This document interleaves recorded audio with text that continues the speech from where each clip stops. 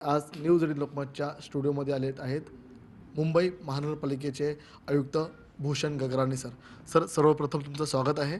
Sir, काय सांगाल, मुंबई म्हटलं की गर्दीचं शहर आलं, मात्र याच गर्दीच्या शहरामध्ये सर्व सण उत्सव मोठ्या थाटामाटात साजरे होताना पाहायला मिळतात.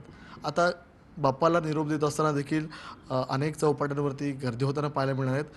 पालिकेचं नेमकं कसं ऑपरेशन असणार आहे, कशी व्यवस्था असेल? सगळ्यात पहिल्यांदा गणेश चतुर्थीचा हा जो सण 7 तारखेपासून चालू आहे आणि अत्यंत उत्साहामध्ये, शांततेमध्ये आणि कोणतंही गालबोट न लागू देता चालू आहे तुषार. तर त्याच्यामुळं मी सर्व मुंबईकरांचे खरोखरच मनापासून आभार मानतो आणि गणरायाच्या चरणी प्रार्थना करतो की अशाच उत्साहानं आणि शांततेनं हे सर्व सण पुढच्या काळामध्ये पार पडू देत. आपल्याला कल्पना आहे की मुंबई, तुम्ही सुरुवातीला सांगितलं, गर्दीचं शहर आहे, पण उत्साहाची कुठेही कमतरता नाही आहे. दरवर्षी मोठ्या उत्साहामध्ये गणपतीचा सण, गणरायाचं आगमन होतं. 1-1.5 दिवस असेल, 5 दिवस असेल, 7 दिवस असेल, 10 दिवस असेल, वेगवेगळ्या पद्धतीनं त्याचं स्वागत केलं जातं, साजरा केला जातो. महापालिका या सर्वांची व्यवस्था मोठ्या प्रमाणावरती करते. अर्थात राज्य शासनाच्या मार्गदर्शनाखाली महापालिका आणि पोलीस या दोघांचीही संयुक्त जबाबदारी आहे. आपल्याला कल्पना आहे की मुंबईमध्ये मोठ्या प्रमाणावरती या ठिकाणी चौपाट्या आहेत. या चौपाट्यांमध्ये विसर्जनाची सगळी व्यवस्था केली जाते.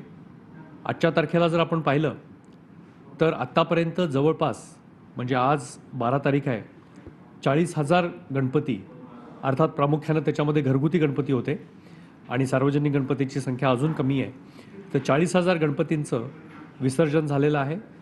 हरतालिका, गणगौरी या सर्वांचं मोठ्या प्रमाणावरती सेलिब्रेशन झालेलं आहे आणि त्याचं विसर्जन झालेलं आहे. तर या सर्व ज्या आपल्या चौपाट्या आहेत, या चौपाट्यांवरती स्वच्छता ठेवणे, येणाऱ्या सर्व गणेश भक्तांची व्यवस्था करणे, त्यांना त्या ठिकाणी पोचता यावं, त्या ठिकाणी आरती करता यावी, पूजा करता यावी, याची व्यवस्था करणे, या ठिकाणी कोणताही अनुचित प्रकार घडू नये म्हणून अग्निशमन दल आणि पोलीस यांच्या सहकार्यांनी त्या ठिकाणी जीवरक्षक उभा करणे, फ्लड लाईट ठेवणे, म्हणजे उत्साहाला गालबोट लागता कामा नये.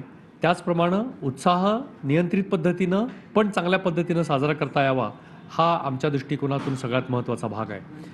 पूजा झाल्यानंतर जे निर्माल्य असतं ते सुद्धा एका विशिष्ट ठिकाणी ठेवावं. आणि मला या ठिकाणी सांगायला आनंद वाटतो की ज्या वेळेला आमचे महापालिकेचे स्वच्छता कर्मचारी असतील किंवा पोलीस असतील लोकांना आवाहन करतात, तर लोकांच्याकडनं अत्यंत चांगला प्रतिसाद मिळतो.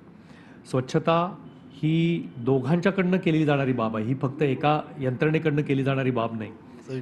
तर अशा पद्धतीनं स्वच्छता ठेवणे, संरक्षणाची व्यवस्था करणे, सिक्युरिटीची व्यवस्था करणे, रस्त्यामध्ये येत जात असताना हा जो पूर्ण प्रवास आहे तिथं ट्रॅफिकचं नियंत्रण जे करावं लागतं त्याची व्यवस्था करणे, हा सर्व जो आपल्याला उत्सव साजरा करताना आवश्यक असणाऱ्या गोष्टी आहेत त्याचं नियोजन महापालिकेतर्फे खूप अगोदरपासून केलं जातं.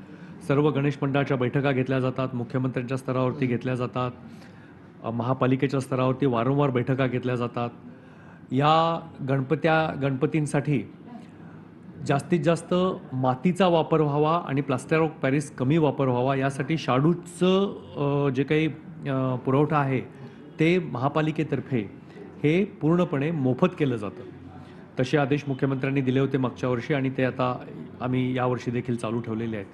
तर गणेश मंडळांना परवानग्या देणे, शाडूची माती त्यांना पोहोचवण्याची व्यवस्था करणे, या सर्व उपाययोजना महापालिकेतर्फे केल्या जातात. सालाबादाप्रमाणे यावर्षी देखील नागरिक सहकार्य करतील, कारण की पोलीस यंत्रणा असेल किंवा महानगरपालिका यंत्रणा असेल, ह्या संयुक्तपणे हे काम करताना पाहायला मिळतात. मात्र मुंबई महानगरपालिकेचे आयुक्त म्हणून आज मुंबईकरांना काय गुड न्यूज देतील? कारण की प्रामुख्याने मुंबईमध्ये कोस्टल रोड असेल, अनेक महत्त्वाचे जे महत्त्वाकांक्षी प्रकल्प आहेत, त्यापैकीच एक म्हणजे सिप्स कुलाबा आहे, जो गर्दीच्या ठिकाणांचा प्रोजेक्ट आहे. तर आज मुंबईकरांना काय गुड न्यूज ऐकायला मिळणार आहे की कोणते प्रोजेक्ट हे प्रगतीपथावरती आणि ते येणाऱ्या काळात लवकर होऊ शकतात? आजची गुड न्यूज लोकांच्यापर्यंत तुम्ही तुषार पोचवलेलीच असेल की आज आपल्या कोस्टल रोडचा जो मरीन ड्राईव्हपासून बांद्र्याकडनं जाणारा जो मोठा पूल होता, हा पूल आज सुरू झालेला आहे. त्याच्यामुळं वरळीला जे मोठ्या प्रमाणावरती गाड्यांची ट्रॅफिक जाम होत होतं ते आता पूर्णपणे जाणार आहे आणि वरळीपासून मरीन ड्राईव्हपासून बांद्र्यापर्यंत केवळ 10 मिनिटांमध्ये आपल्याला पोचता येईल. तर ही आजची सगळ्यात गुड न्यूज आहे. आणि दुसरी महत्त्वाची गुड न्यूज म्हणजे आपल्याला कल्पना आहे की वर्ल्ड इकॉनॉमिक फोरम हे जगामधल्या सर्व विचारवंतांचं आणि धोरणकर्त्यांचं एक व्यासपीठ आहे. तर त्याचे प्रमुख आज मुंबईमध्ये आलेले आहेत. त्यांनी महाराष्ट्र शासनाबरोबर सामंजस्य करार केलेला आहे आणि मुंबई शहर नव्हे तर पूर्ण हे जे MMRDAचा भाग आहे याच्या पुढच्या विकासासाठी जी हब म्हणजे ग्रोथ हब आणि पुढच्या 2030पर्यंत $300 बिलियन हा आपला जो GDP आहे या दृष्टिकोनातून त्यांचं आपल्याला आता मार्गदर्शन होणार आहे नीती आयोगाचं आणि वर्ल्ड इकॉनॉमिक फोरमचं. तर त्याचा सामंजस्य करार आज सही करण्यात आलेला आहे. आणि तुम्ही म्हणता त्याप्रमाणे अनेक प्रकल्प पायाभूत सुविधांचे हे पुढच्या 6 महिने ते वर्षभरामध्ये आपल्याला प्रत्यक्ष लोकांच्या सेवेमध्ये आलेले दिसतील. प्रामुख्याने या प्रकल्पांमध्ये कोणकोणते ही महत्त्वाकांक्षी प्रकल्प राहतील, म्हणजे मुंबईकरांना ते तुमच्याकडून ऐकायला आवडेल नेमकं? या प्रकल्पांमध्ये मुंबई महापालिका तर आहेच, पण त्याच्याबरोबर MMRDA आहे, MMRCL आहे, MRVC आहे. हे जे वेगवेगळे शासनाचे आणि त्यातले काही केंद्र आणि राज्य शासनाच्या संयुक्त या कंपन्या आहेत त्यांच्यामार्फत हे प्रकल्प चालू आहेत. कोस्टल रोडचा राहिलेला टप्पा डिसेंबरपर्यंत पूर्ण होईल. मेट्रो 3 ज्याची मुंबईकर आतुरतेनं वाट पाहत आहेत हे देखील शेवटच्या टप्प्यामध्ये आहे आणि मला वाटतं तो देखील लवकरच लोकांच्या सेवेमध्ये येईल. याशिवाय मुंबई महापालिकेतर्फे सिवेज ट्रीटमेंट प्लॅन्ट हे चालू आहेत ज्याच्यामुळं पाण्याचा दर्जा मोठ्या प्रमाणावरती सुधारणार आहे. तर हे प्रकल्प देखील एखाद्या वर्षामध्ये पुढच्या पूर्ण होण्याची शक्यता आहे. या व्यतिरिक्त पूर्ण मुंबईमध्ये जवळपास 400 किलोमीटर रस्त्यांचं कॉन्क्रिटीकरण करायचं आहे की ज्याच्यामुळं खड्डेमुक्त रस्ते हे जे आपलं अभियान आहे किंवा आपली इच्छा आहे ही पूर्ण होण्याला मदत होईल. तर पुढच्या 2 वर्षामध्ये हे कॉन्क्रिटीकरण देखील पूर्ण होईल. त्याची कामं सुरू झालेली आहेत. ही फक्त नियोजन स्तरावरती नाही आहेत तर प्रत्यक्ष सुरू झालेली आहेत. धन्यवाद. हे होते आपल्यासोबत बोलण्यासाठी मुंबई महानगरपालिका आयुक्त भूषण गगराणी सर. महत्त्वाकांक्षी कोणते प्रोजेक्ट सुरू होऊ शकतात त्या संदर्भातली देखील माहिती दिलेली आहेत आणि मुंबईकरांचा आवडता जो मार्ग आता जो सुरू झालेला आहे कोस्टल रोड, यामुळे मुंबईकरांना आता सुटकेचा निश्वास घेतलेला आहे. कारण की आता मुंबईकर ज्या गर्दीतून जाताना पाहायला मिळत होते, मात्र या कोस्टल रोडमुळे वेळेची बचत झालेली आहे, शिवाय इंधनाची देखील बचत झालेली आहे. धन्यवाद.